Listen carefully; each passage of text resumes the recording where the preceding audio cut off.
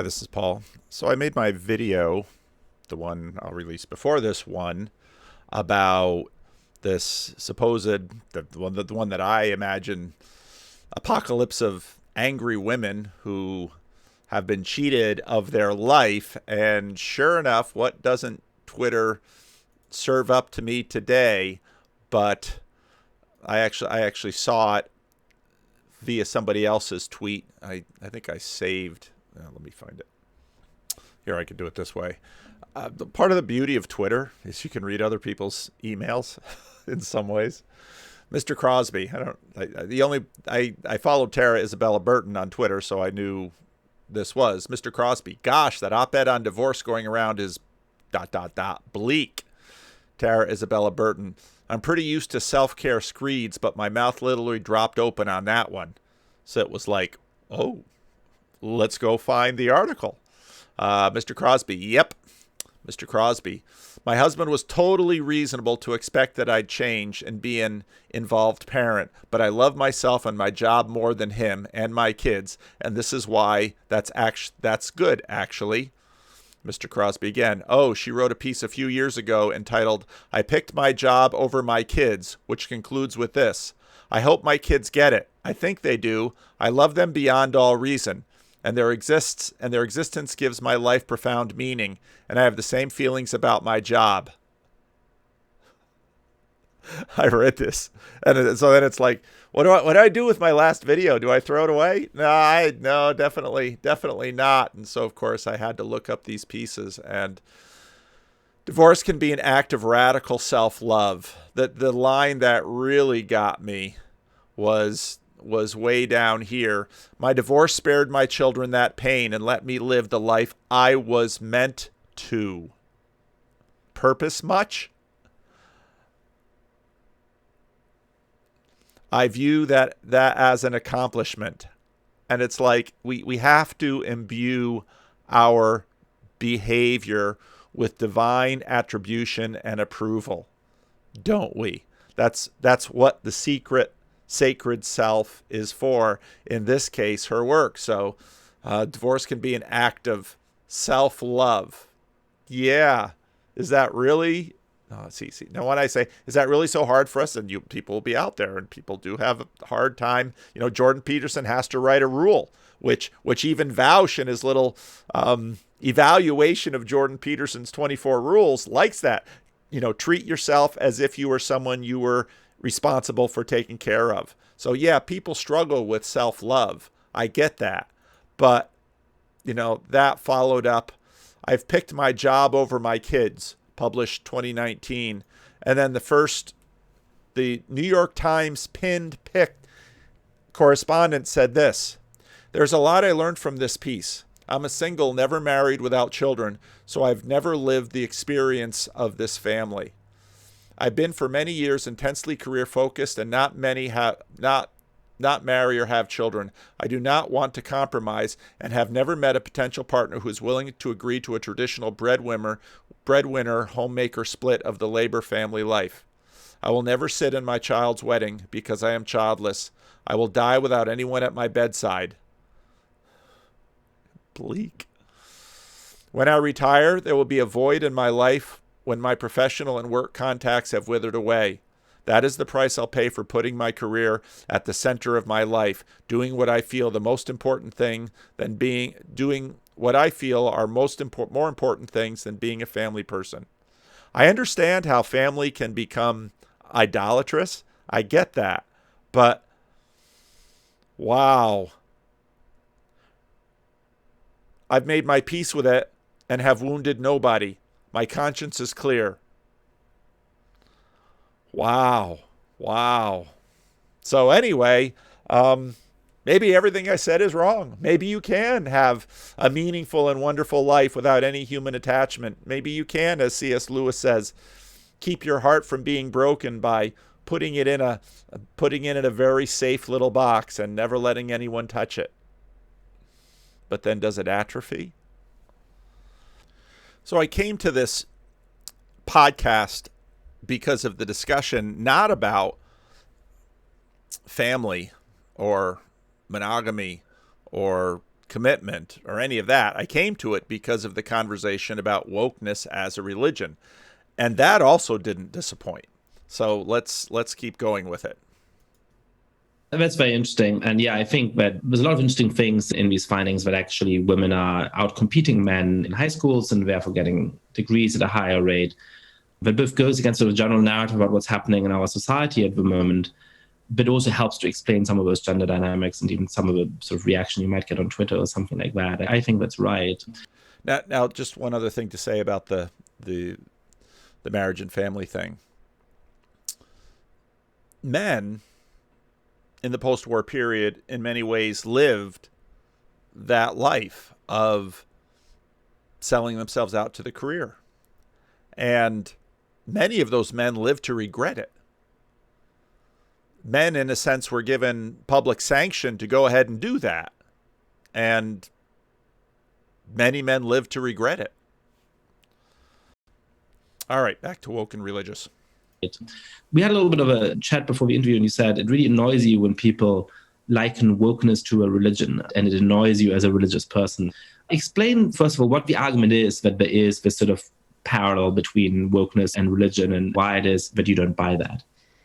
Yeah, I do get those requests not infrequently. And there has been a huge amount of writing already on the proposed parallels between wokeness and religion. And it always strikes me as a little bit insulting when one comes to my inbox, because I guess there are kind of three ways you can make this argument. One is wokeness is like a religion because it's dogmatic and it's not subject to criticism and you just blindly believe it like an idiot. Now, I think she really handles this in a fascinating way, and I really liked the argument she made. So I sort of decided I wanted to take notes, and then, of course, why not take notes? Let's see if I can arrange. I'm using OBS here. If I can arrange. Rick tells me that I cover too much of the screen with other things, and I should leave myself in the screen more. And so my apologies to Rick for being a bad YouTuber here, but I'm going to do, it's my channel and I'll do what I want. So this is how the sausage gets made. And maybe some of you are saying, if you hadn't made that darn video about apologizing for your channel, then you've just given yourself an excuse to have even poorer production qualities. So wokeness and religion, reasons. We'll do the bullet points for that. Let's go back and hear this first one. Which, as a religion, one comes to get those requests not infrequently. And there has been a huge amount of writing already on the proposed parallels between wokeness and religion. And it always strikes me as a little bit insulting when one comes to my inbox, because I guess there are kind of three ways you can make this argument. One is wokeness is like a religion because it's dogmatic and it's not subject to criticism, and you just wokeness is like a religion, and this would sort of be the celebrity atheist.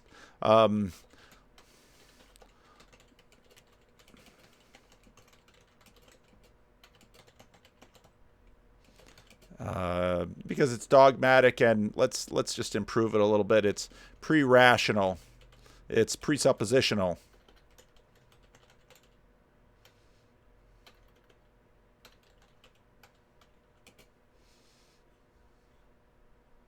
You just blindly believe it like an idiot, which, as a religious person, I feel like, thanks. It's not precisely how I conceive of being religious. Now, let's pause there, because she's going to work on this a little bit more. And again, I'm very impressed. These are both very smart, well-educated people here.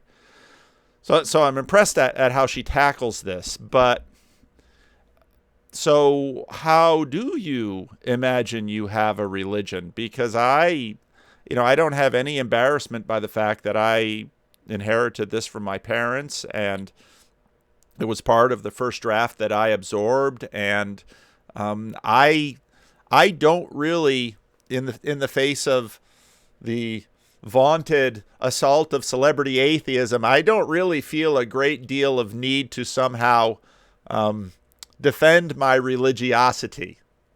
I'm low in negative emotions. I don't really see them as judge over my life, and I just don't. Maybe I've got too much. I've listened to too much Alvin Plantinga over the years. I think it's simply basic. But anyway, let's keep going. The other is that, well, wokeness fulfills some kind of need that religion fulfills for people. This is sort of the Durkheimian analysis of what religion is. And so wokeness fulfills some kind of need.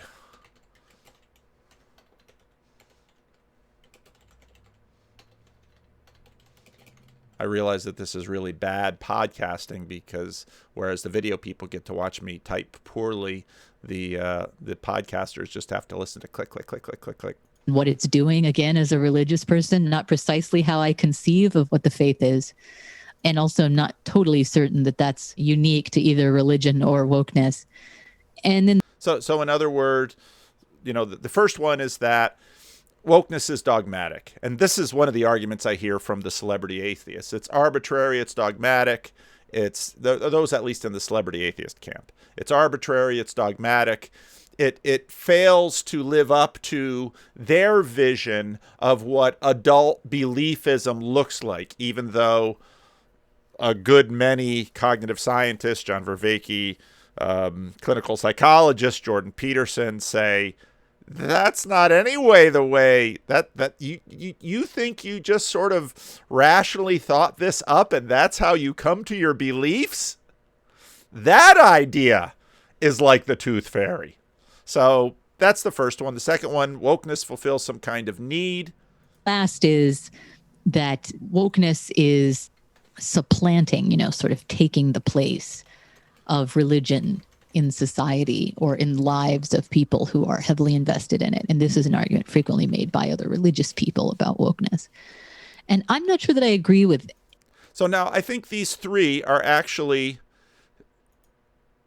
all three very good reasons. I think she's listening carefully to the critics. Any of those analyses, but I disagree with them in different ways and to different degrees, I suppose. So the first one, I sort of find easy to understand why it is like that. The second and third, I'm a little bit more surprised by because I've heard many quite religious people give versions of that analysis. And I think of both of those. I think the distinction between the Durkheimian. So the first one, let's say, I got to change the first one is, let's say, the source or justification of privileged public knowledge. Oh, my drug users lately they've had a pattern of coming to sit right by my door this time of day because the day's kind of over. They've done a little. There's just two people here of the regular homeless that do the panhandling at the corner. All the other panhandlers are imports. And one of these days I saw one up there that looked like an absolute Karen. She was wearing her jeans cuffed up. She had flip-flops. She was wearing a stylish shirt, and she had a cardboard sign. And I so wanted to stop and say, do you live in Elk Grove? Do you live in a suburban tract home? Is this how you're paying your mortgage at your crazily expensive California house? So this couple, it's an older woman and a man with a shaved head. They usually sit down here about this time of day and do a little drugs. And what's so funny is that I regularly have them here, and I open the door, and the door hits them, and they act so surprised. And it's like, we do this all the time, this little dance between the three of us. And they quickly hide their drugs because they don't want the pastor to see. And why they don't want the pastor to see, I have no idea, because they don't go to my church, and they're doing drugs in a public place at the same time almost every day. So anyway, back to the video. So the first one is sort of source or justification of public knowledge. The second one fulfills some kind of need, and this is sort of religion as sort of a natural process by which we meet needs, emotional needs, let's say.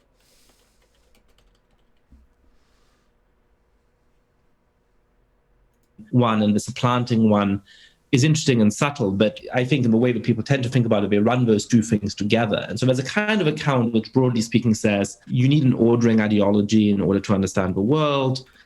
People have strong feelings of guilt and a way of trying to get a clean conscience about the world in a meaningful way.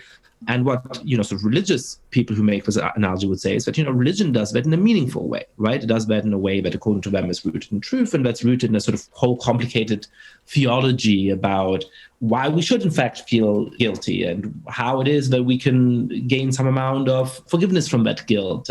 And of course, meaning would be a big part of that need base. And of course, the second one is also sort of undercut by celebrity atheists, because they want to say we shouldn't derive, not just celebrity atheists, but others, we shouldn't try to derive meaning from participation in a particular story when stories are arbitrary or unjustifiable. They're just kind of floating out there. And so actually, I find within both the first and the second objection, especially by celebrity atheists or the new atheist community, a sort of pride beneath it, that it's somehow below human dignity to find meaning in arbitrary stories. That the vision of rational humanity is one that derives its knowledge from pure reason among us, and so on and so forth. I started listening to Rationality Rules put out a new video where he the dude is stuck on Jordan Peterson, which is really interesting. And of course, I have suspicions, like many other people have suspicions about me. I mean, is it just for the algorithm that you do these videos? I don't think so. I don't think so at all. And then he gets on the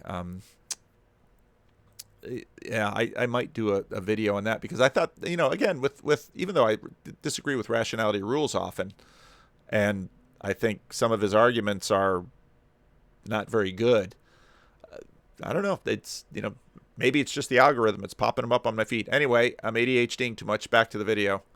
Why that's a meaningful thing. And when they say that then has positive side effects for society, that religious societies bind you to an institution that gives you moral rules, that incentivizes you to care for your neighbor and for the members of your community and to do charity. And that the problem in their view of wokeness is that it does prey on all of those instincts, but it does it precisely without a serious theology, without the tie to a meaningful community, without pushing people towards charitable work in quite the same way. So in other words, if there's pride beneath the new atheists'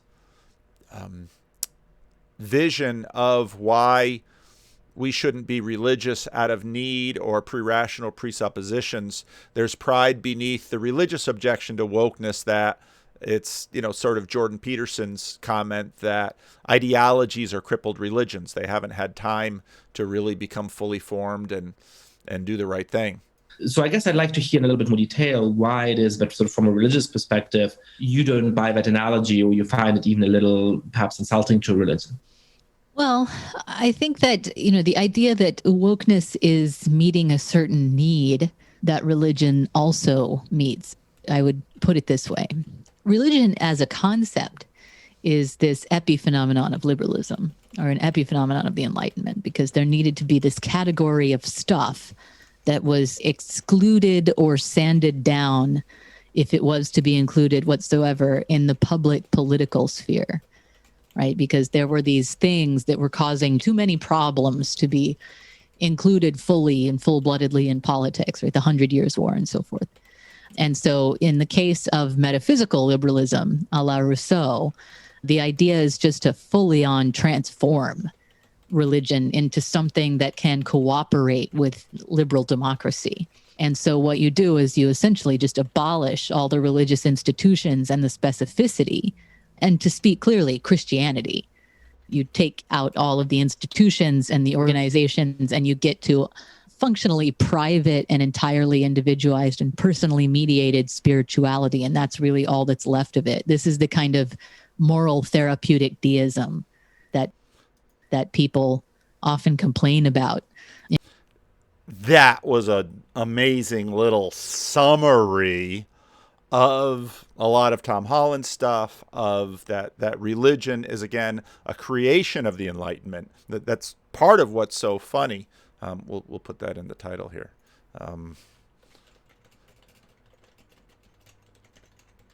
That is a real fun little twist on the idea that the Enlightenment is somehow held in a clean room apart from religion. She sort of flips it and says, no, you don't understand. I think she's right. And it's basically the same argument Tom Holland's been making and trying to, and demonstrating, I think, a la history, that religion was actually created by the Enlightenment. And people will step back and will say, well, no way. There were sacrifices. No, but the category of religion, that you took all of this stuff around us and we said, that's religious, and we're going to sort it all out and we're going to put it in this box. And once we put it in this box, then we know what to do with it. And if we get all that religious stuff in a box, we know what to do with it. We'll put that over on the private shelf and say, here, we're going to take all of this stuff out of the marketplace and the free and the naked public square, as it's not Niebuhr, it's the guy who started First Things. We're going to take all that stuff out of the naked public square and we're going to put it in a little box and you can take it home with you. But we're not going to have it in the public square anymore because that's religious. What we're going to have in the public square is, well, I suppose, reason and science and public knowledge. And what we don't recognize is, number one, we've made this move. And number two, there's lots of other stuff that we had to keep in the public square because the public square couldn't function without it. And we've just said, okay, because that didn't go in a little box and go home with you, that's not religious. But what went in the little box and went home with you, that's religious. And you can have whatever you want in that little box. But these are the rules. And so, again, a lot of when we talk about the stuff with Jordan Peterson, oh, this doesn't look so good. Maybe Rick is right. I'll make the box a little smaller and put it up here. Okay. I was covering it so I couldn't see it. So when we see Jordan Peterson sort of acting all, when people start pressing, well, do you believe in God? It's almost like we, asked him boxers or briefs. Well, it's, that's none of your business what I believe or don't believe, what I do in the privacy of my own home. But of course, that all has been what we're doing in the privacy of our own home is now becoming aspects of our identity and must be somehow included in public legislation. But that's a different video. So the point that she's making is that, basically an exchange happened here, and it was an important exchange because on the basis of this exchange, we sort of outlined new rules about what is properly done in private and what isn't. That's a really big deal. And that's something that actually takes a little bit for a lot of people to recognize.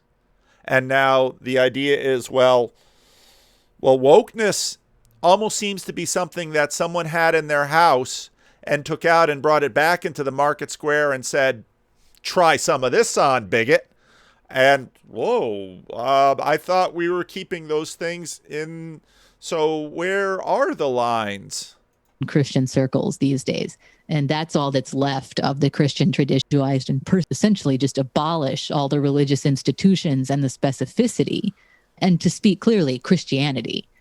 And the specificity is important because, well, we're going to keep like really deracinated, naked, positive words in the marketplace, like when the freedom from religion, and I didn't make a PowerPoint before I made this video, so I don't have that picture to pull up of the smiling dude looking over Sacramento on this one favorite billboard of mine that was there a few years, godless and full of wonder. Oh, okay. So I can So you have wonder at home too, and are you feeling a little insecure because religious people seem full of wonder and joy, or maybe lament and all those things? And so there's all of these aspects sort of get deracinated, and you can talk about joy and wonder and happiness and grief. You can talk about all of those things in the public square, but you especially have to sort of take away all of the religious, especially the Christian stuff. You can come out with Buddhist and Jewish and Muslims. Jewish a little sketchy sometimes, but the Muslim and the stuff that feels exotic, you can pull that out, because then it's not scary because you're not haunted by it. You take out all of the institutions and the organizations, and you get to functionally private and entirely individualized and personally mediated spirituality. And that's really all that's left of it. This is the kind of moral therapeutic deism that people often complain about in Christian circles these days. And that's all that's left of the Christian tradition and the kind of metaphysical liberal tradition. If you want to tell me that wokeness is similar to moral therapeutic deism, that's just a truism. That's just stating a fact, right? But that was done. That was something that people did, right? But it was sort of brought out back in and said, no, this is what we should have. And those who had went through the process before said, wait a minute, we sort of took a whole bunch of things home and put them in a box and kept them in the private space. And the things out in the public space, we left in God we trust on the money, and, 10 Commandments on the courthouse. And, we're just going to kind of look the other way at a bunch of things that seem really sort of deeply Christian, like all these values bringing out here. But we sort of sand them off and paint them so they have like love and hope and kindness and goodness. And like if we sort of remodel them and say, yeah, all the stuff with the Jesus labels on, we sort of tore them off and put them at home in the shrine or in these little private buildings called churches. And you can have that in your church. And, we'll ask. But that's the separation. And then wokeness kind of comes back in and says, no, well, this too. I said, wait a minute, that looks, it's now it's just dressed up in different sort of deracinated naked terms. I mean, that was an intentional process that was carried out. That was a process of modifying previously existing traditions such that they would cooperate with liberal democracy. On the other hand, if you want to look at political liberalism, where these traditions theoretically keep their traditional forms, they're just excluded from public life. And if their thought wants to enter public life, it has to be translated into public reason per Rawls. Then this translation, you sort of transmogrify the ideas somehow, that they then become pleasing or acceptable to other people who don't share the priors of the tradition. So because I've listened to it already, I know what's coming. I know the future. This part of it really fascinated me because I hadn't been aware of any of this, because I'm not fundamentally a political theorist. I'm just a local pastor. It sounds basically Rawls made the argument similar to what I just did, that sort of what we did was we, instead of actually taking things out of the public square and putting them in private, we sort of translated things. And it was sort of that repainting, pulling off the Jesus bumper stickers and the Jesus signs. And we sort of did this translation thing. But, as time goes on, stuff at home continues to develop. And sometimes we want to do some Jesus smuggling and sneak it back into the public. And so when we come back into the public, we have to sort of make up new sounding stories that sound public-y and don't sound religious-y, Jesus-y. If you want to tell me that wokeness is a religion in that respect, I have a much harder time imagining why. It just seems to be the argument in that case is, well, wokeness is an ideology that is functioning somewhat beyond reproach, or that it is not being adequately translated into public reason, right? Arguments are not. Now this is interesting, because my argument is that wokeness is in fact an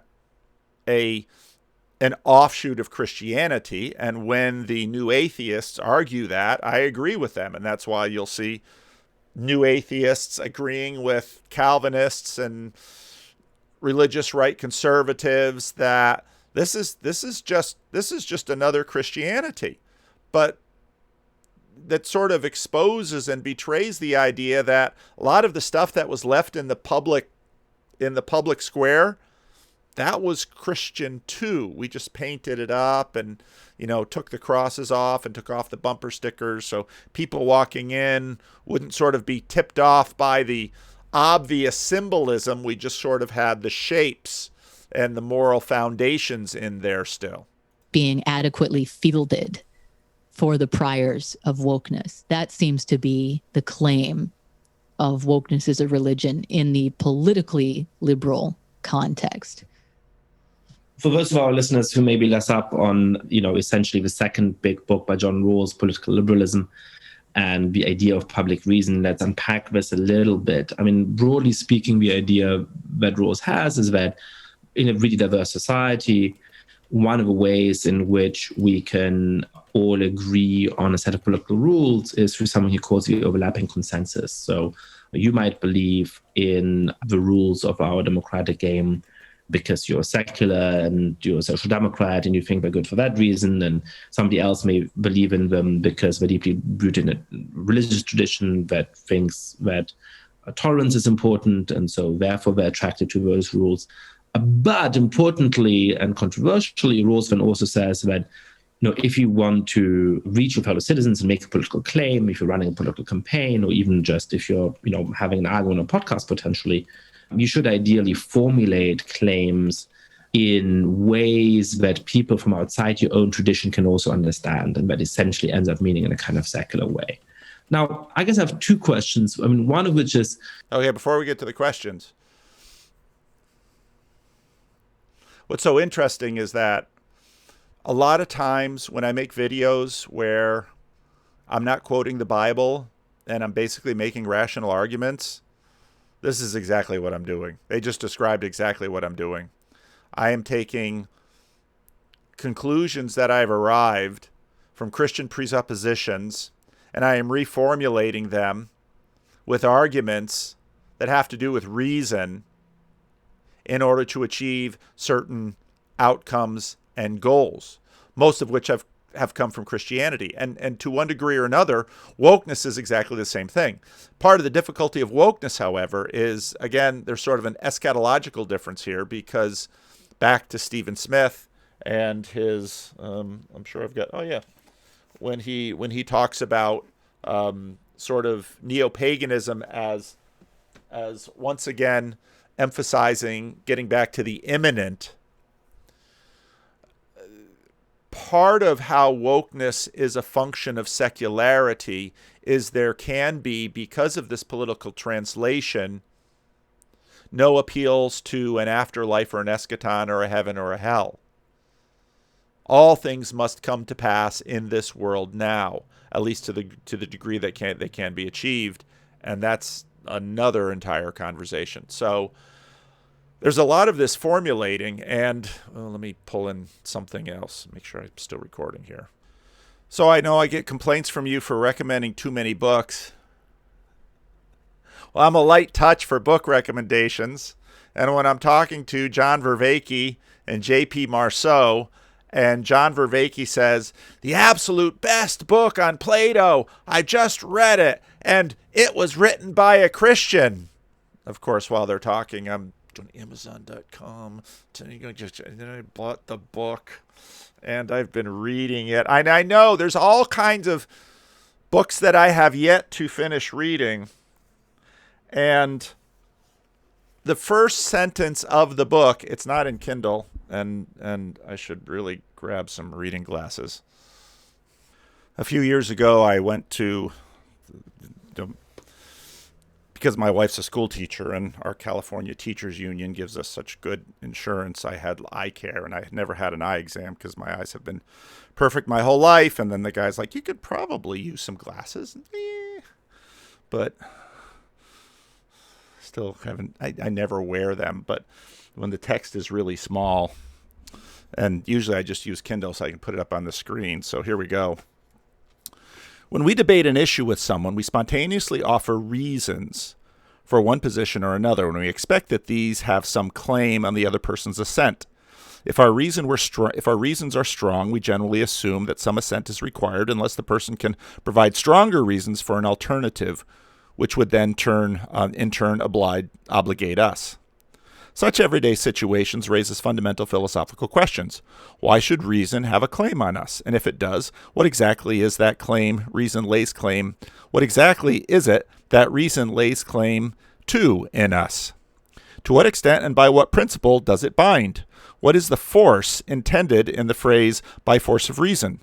Does truth move us by virtue of its being true or by virtue of something else? What exactly is a compelling argument? How do words compel? And getting into these kinds of questions, oh gosh,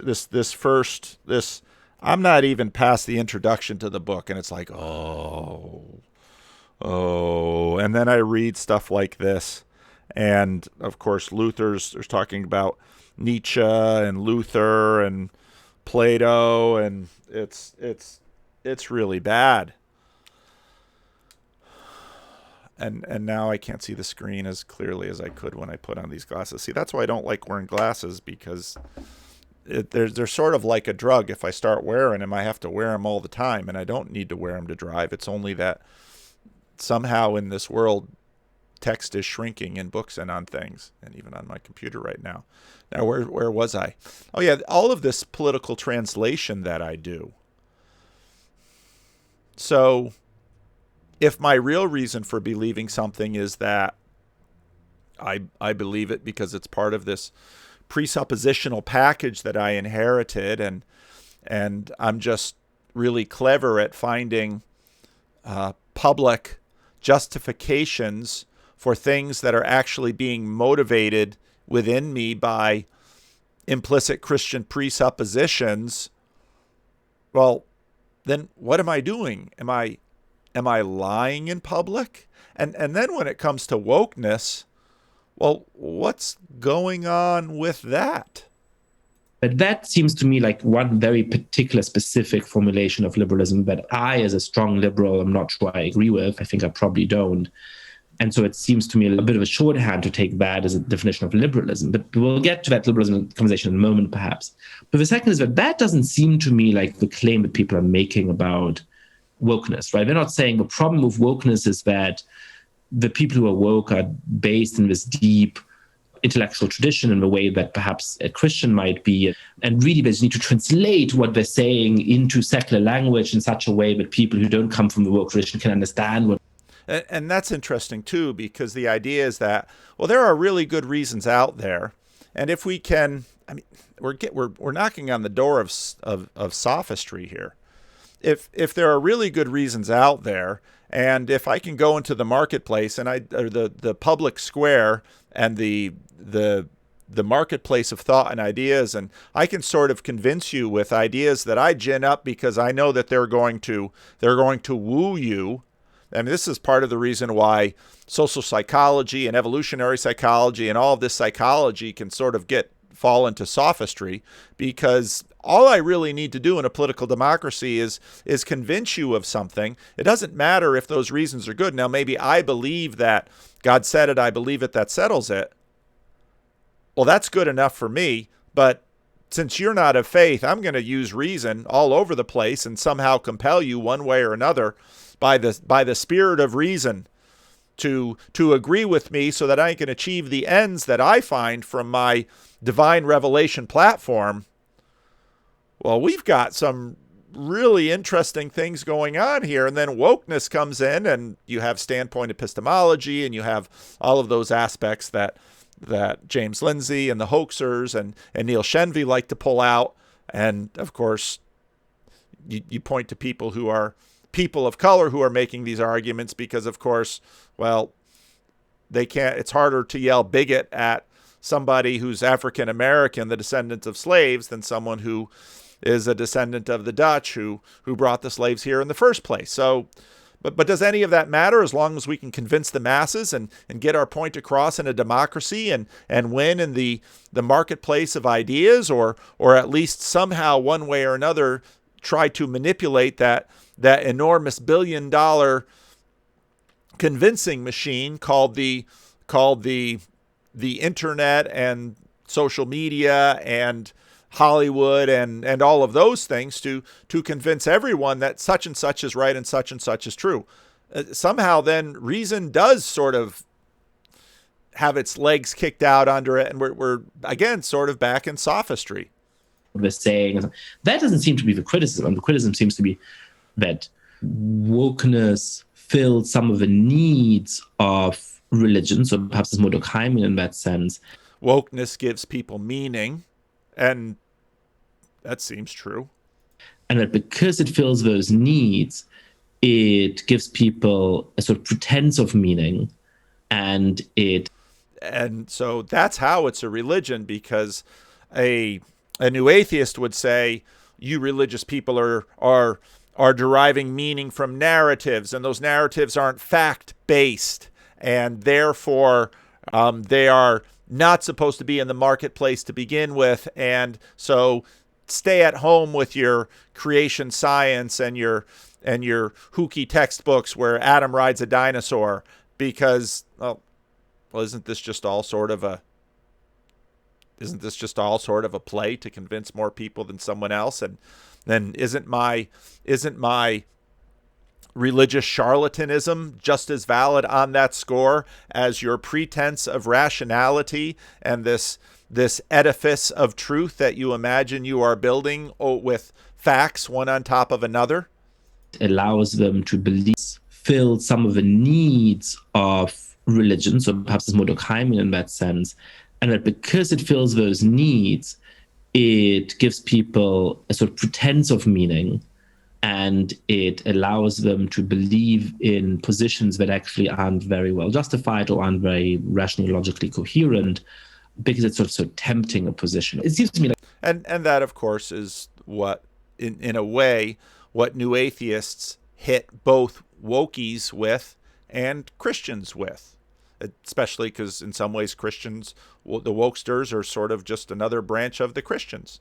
I mean, like something like that. But I don't know the objection to wokeness as religion from the people who believe in that analogy. It's not, hey, you should translate what you're talking about. It's you fall into an intellectual and cultural trap by subscribing to the set of beliefs because it like fills some need in you didn't realize you had, which is a slightly different criticism, I think. Because in some ways, isn't wokeness already pre-chewed and pre-translated? It seems almost nakedly political in that if religion is always and politics is now, and religion is heaven and politics is earth and secular, well, wokeness is basically the application of heaven to earth and the insistence that with certain political mechanisms, we can achieve it. To me, I think those two things sound very similar. It's just that they're, the argument that one is just sort of describing the process by which you have come to making the statement that is inappropriate in the public sphere, right? So I imagine that a lot of people, a lot of secular liberals believe that I, a Catholic, simply believe what I believe because I have a fear of the unknown or something like that, and that it fulfills a lot of needs in me. Never mind that I, a Catholic, agree to live with many more mysteries that I will. In other words, it's worse than you prescribe, celebrity atheists and new atheists, and yeah, that's true. Willingly identify as mysteries and approach as mysteries and worship as such. But never mind all that. I think a lot of people believe that about religious people, that they have these needs and that's why they believe all these stupid things. But as long as we do our job and we come out in politics with arguments that are lies, really, is what they are, we make statements about why we want certain political things and we don't tell you our real reasons. We tell you other reasons that we think you will agree with. But that's how we're supposed to do public reason. What the woke stuff is is that whatever their reasons are for having fallen into this kind of intellectual trap, they are making statements about what they want and what should happen politically, which are considered beyond reproach. You're not really allowed to criticize them without enduring a bunch of acrimony and attacks, as though you're criticizing someone's very religion, their very concept of right and wrong. And they're doing this, from a position of unimpeachability, despite the fact that they have not made adequate arguments about the priors and about why the rest of society should agree with them. And so I do think it is simple. And I think what she's basically arguing here, and I think she's right, is that, wokeness, and one of the guys in my meetup, and I know you don't watch my videos, but your brother does, and he might point you to this one, that wokeness is basically bullying. That it's basically religious bullying. Whereas in, let's say, 500 years ago, if you defy us, you're going to hell. Now, hell is basically an assault. Instead of eternal conscious torment, it's basically reputational assassination. Or in some way to almost imposing a kind of theocracy, in that they're able to make moral claims.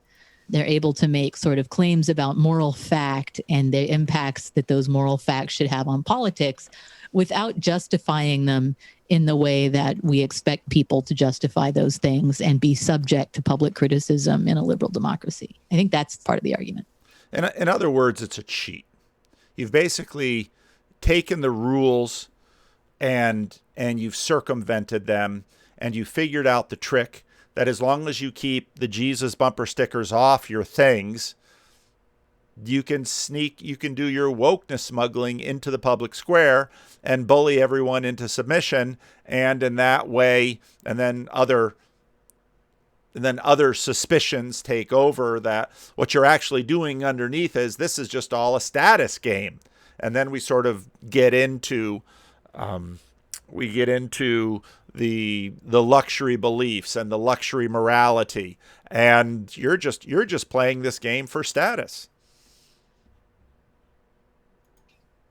I was just going to say that I think that seems like the difference between the criticism that people make of wokeness and the way you originally read it, right? Which is to say that what John Rawls talks about is a society in which he assumes that people have a radical diversity of substantive beliefs, a radical diversity of what he calls comprehensive doctrines. So some will be rooted in Catholicism or Protestantism, different forms of that. Some will be very secular. The kinds of things that structure their lives is really radically different from each other. And so then... Now what's interesting, though, is that in almost every system, once you set up rules, people are going to look for ways around those rules. And so what you might imagine is wokeness is just the next evolutionary turn, how to get around the rules. And when he is saying, hey, as a Christian, you should be speaking in such a way that people who don't share these deep moral priors can get what you're talking about, and they don't feel like, well, that's not applicable to me because I don't share those priors. So put your reasons forward in a secular way. His fear isn't really about something like theocracy, right? His fear is about facilitating that kind of overlapping consensus, facilitating the conversation. And again, I think there's good reasons to be critical of asking citizens to falsify sort of the moral register in which they actually want to speak to that extent, and that's well taken. But I think when people criticize the wokeness, it's more like they criticize what they regard, fairly or unfairly, as a kind of incipient theocracy. Like their concern is not, hey, you speak too much from within your own values, and so I can't understand you, or that's making claims on me in an unfair way. It's, no, you want to impose this set of views without allowing dissent in a way that feels more like, I just have to defer because you're the high priest and I have no ability to contest what you're saying without serious risk to my social standing or my career or whatever it might be in that context. And so, again, that seems like quite a different way of worrying about wokeness as religion. Yeah, and my response would just be, one of the weaknesses of political liberalism is that it thinks about a diverse array of things as one thing. So when I said that, liberalism kind of creates this category that is religion, and it's just things that are kind of too radioactive for politics, things that compete with liberalism itself as the kind of moral register in which we do politics. And I will say, the first time we met, I was bearish on liberalism. And the reason that I was down on it is because it's so in the air we breathe. It's hard to explain to a lot of Democrats in the United States, speaking strictly of the party here, the barriers they have to understanding what socialism is. Their beliefs about capitalism come from liberal theories of private property and ownership that come out of Locke and so forth. And you cannot get them to understand. They're just provisional beliefs, right? They're not inherent in the universe. You don't have to believe what you believe about private property and theories of ownership. You can have the same functional political system with slightly different views of what desert and property have in common, and how those two things are related. So those were bearish on liberalism at the time. How times have changed. The parts of liberalism that I have always been bullish on are the freedom of expression and the free inquiry. I'm a Christian. I have no problem with these things because I believe God is the truth. Truth will set you free. I don't have any problem with free inquiry and free expression because I believe that if you earnestly pursue the truth, you're only going to find God waiting for you. Just earnestly keep searching, and that's all you'll find. Maybe you don't identify it as such, but that's what you actually happen upon, right? This is Platonism, right? And I'm a Christian Neoplatonist. You're just going to find the forms, right? So I have no problem with that. But that is actually the kind of half of liberalism that's taken the hit. And the private property capitalism shit is stronger than ever. That part of liberalism is doing just fine. You call yourself a Christian and you say the S word. Fine. while the freedom of expression, free inquiry part of liberalism is sort of crumbling. So now I find myself in the weird position of kind of trying to say, I feel like Nathan Hale in The Crucible, the guy who shows up gung-ho at first to do witch hunting, and then sort of by the last act is like, wait, this has gone way off the rails. People have decided to go nuts on the completely wrong part of liberalism. The part that does all the vicious exploitation and destruction of human life and the wanton immiseration of everyone, that part they let off scot-free. It's the part that actually has led to tremendous amounts of progress that they have decided to attack. At any rate, this is where I would say, you get this tradition of religion in liberalism, and it's describing this thing that is too radioactive, too much of a challenge to liberalism itself to incorporate into politics. When you look at the context of the 16th, 17th, and 18th centuries, you can So in other words, we brought all these things and said, okay, if we're not going to kill each other, bring your boxes tomorrow and we'll put all of these things in the boxes. And this is in some ways the great American experiment. We'll put all these things in the boxes. You can take those boxes home. You can have your little shrines at the corner of Florin Road and Amherst. You can go to Rome on pilgrimage if you want to, but there's not going to be a religious test.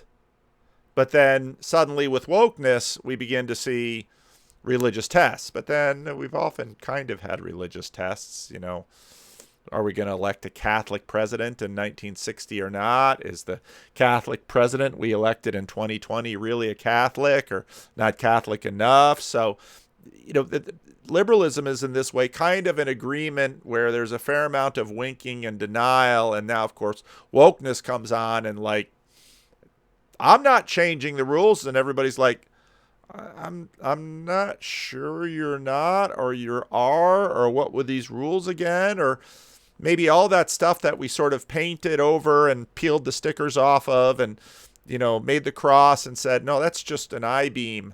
And the Jesus, well, that's just a representation of a man. We won't give him a name, and we'll use peace and goodness and kindness and those things. Well, maybe all that's coming to an end. Really understand why that was. It had been a huge albatross to Europe for such a long time. And you can see that the slow incorporation of liberal polities did change quite a bit of that for the better. And I do not believe the Catholic Church was blameless in this period. Far from it. You can see, to put it lightly, a few excesses there. And the problem is that religions, actually, everything that gets lumped into that category, these things do not actually necessarily have things in common. I think there's sort of three interrogations of liberalism on the table. One in which we agree, and two in which we'll see to what extent we agree. So one is about free speech, free inquiry, and so on. And I think, I'd love to hear your case for why that's important, but I think we're likely to agree on that. Then the second is about religion and how liberalism does or should treat religion. And I'm not sure to what extent we will disagree there, at least on my reading of liberalism. So I'd be interested in having it out. And then the third is the relationship between liberalism and, I guess, broadly speaking, capitalism or free markets, and what kind of version of it necessarily follows from liberalism. And again, I'm not sure about the extent of disagreement we're going to have there. So if you don't mind, why don't we go sort of one by one on that? So first of all, if you just want to make a brief case for what is it that you find attractive about the free speech, free inquiry part of liberalism. Yeah. I mean, I think that people are natural philosophers. I think we're made to search for meaning in the universe, and that an epiphenomenon of that search is the creation of art and expression. I think we're naturally social, and the way that we express our sociality is largely by expression. And I just have a really hard time imagining a justification for at least using the power of the state, especially a concentrated superpowered state such as we have now, to punish expression to coup. Now, don't forget, this is a Catholic socialist talking here. And so a bunch of you libertarians are going to be really rolling your eyes at what she just said. I certainly think there are limits there. I believe there are just fucking worthless forms of expression. And you call yourself a Christian and you use the F word. And there are forms of expression that have costs that are too high for the value of the thing being expressed. And these are the very typical examples you probably already have in your head. Fire in a crowded theater.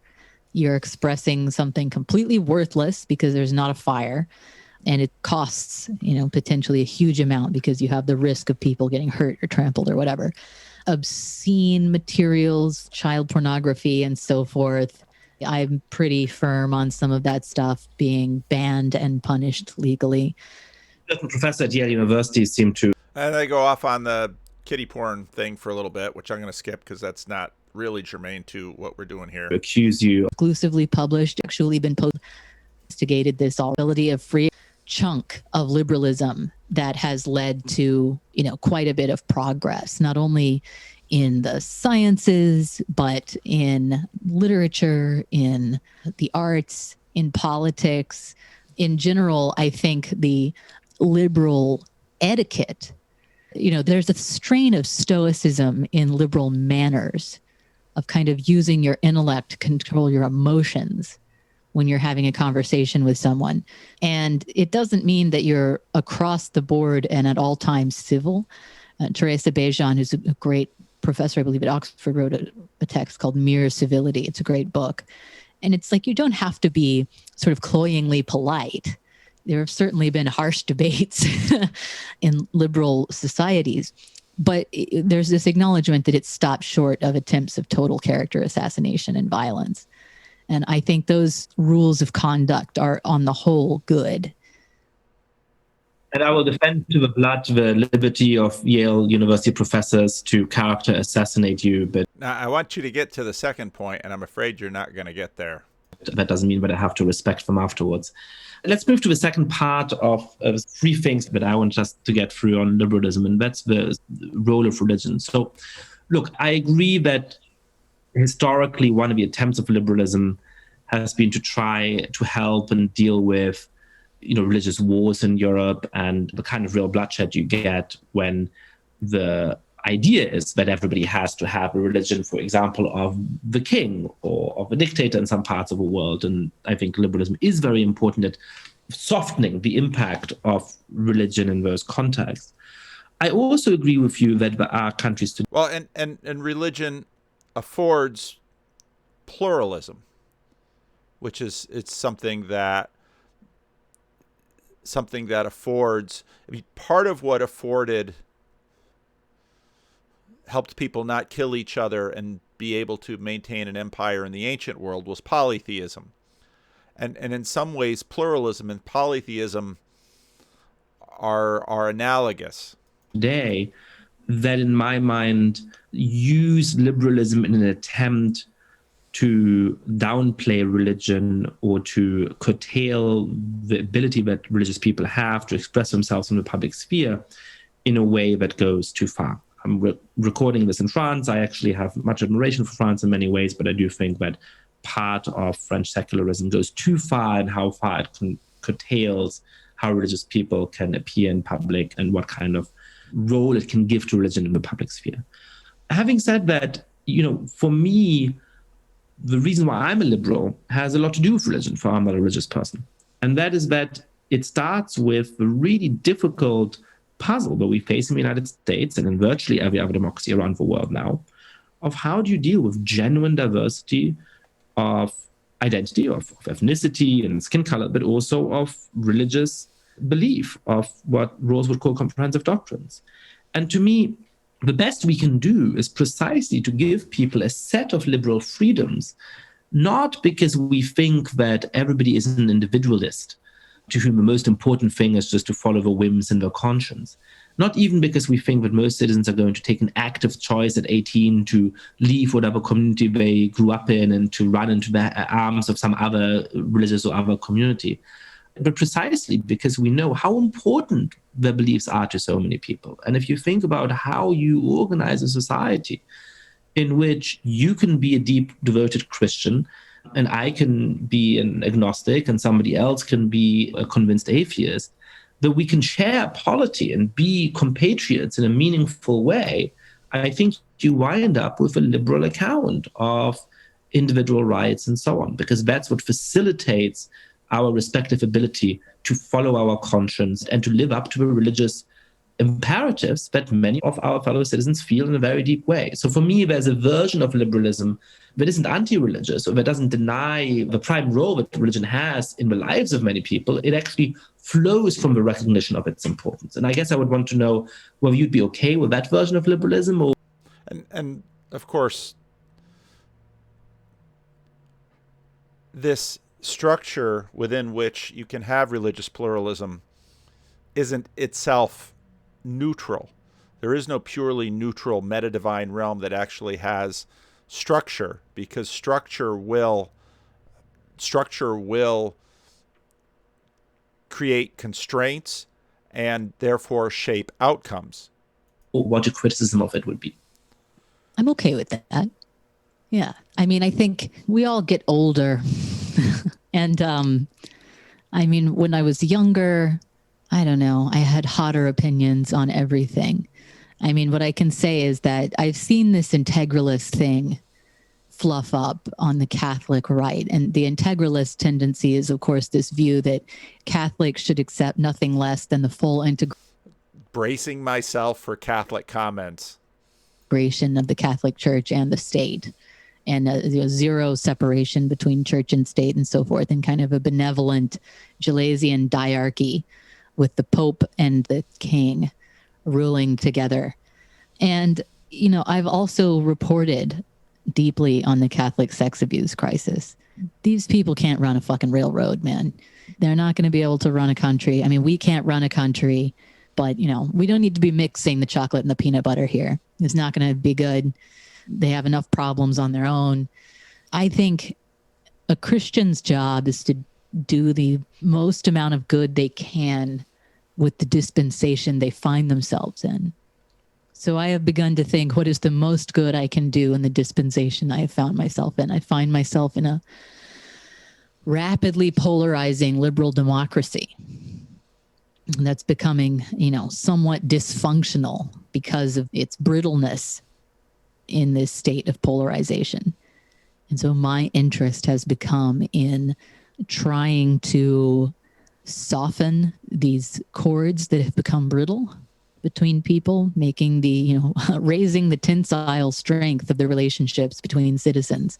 As a journalist and a member of the press, which is an important estate in this society, and trying to do what I can to act against what I feel like is a fairly stupid and self-perpetuating cycle of polarization that has to do with people losing face and trying to save face. And that's what I think the duty of Christians has to be at this point. The liberal democracy that we have is what we have. It's what we have. And liberal democracies are interesting. I mean, they are a little bit radioactive, right? In that when they're functional, they're safe. When they start to degrade, you don't know what you're going to get. She used radioactive twice in this thing in very competing ways, but I'll overlook it. I don't really know what's going to happen if our liberal democracy, under the forces of this sort of polarization and brittleness that we are now encountering, starts to degrade too much, but I don't want to find out. I would like it to remain stable. I would like things to change politically. Like you said, I'm a Bernie bro. I think that having a stronger welfare state would be great. I think having higher social trust would be fantastic. I mean, these are things that I Bracing myself for a lot of comments from a lot of you. deeply desire. And I want peace. And I think, the fact that those stated goals, if I tweeted out right now, I want a generous welfare state. I want to abolish poverty. I want peace. I want forgiveness. I want high social trust. And I want strong relationships between the citizenry. That would piss people off. And the last part of it would. Would it? Would it? I mean, the Bernie bro stuff would piss some people off, but I don't know. I tend to think of what she just said is fairly broadly embraced. Maybe I'm not woke enough, and maybe it's the wokesters that don't want that. And maybe, she writes for The Atlantic. She's living in a very different world than I am in the Christian Reformed Church or in my little congregation. So piss people off the most, right? You wrote a great article recently on, I think, death shaming, you called it. Yes. Making fun of dead people for dying unvaccinated of COVID-19. Yeah. Yeah, which is really, to me, it's such a symptom of this moment, this sort of, you want your fellow citizens to be as dumb and as suffering as possible, and you want to take joy in the misery. There's something in envy in the culture at the moment about that, but I find just really deeply off-putting. I want to make sure, as we end this conversation, to touch on the third aspect of liberalism we wanted to discuss, which is the economic one. And actually and that's where I'm going to draw the line. So, yeah, I thought this was a really quite an interesting analysis of not just the question of wokeness, but which sort of got lost in the conversation, but that's what happens in conversations. But basically, to what degree can liberalism be salvaged? What aspects of it do we want to retain? And I think, again, in terms of the broader narrative, Protestantism was built deeply into liberalism and modernity, and as those things go away, some of the benefits and virtues that we have benefited by, treating the Catholic Church as a church, not as the church. These are things that, these are the things that we're wrestling with. So anyway, there's a podcast. The dude has more. I don't know if I'll listen to any more. Maybe some of you will. It's let me know what you think.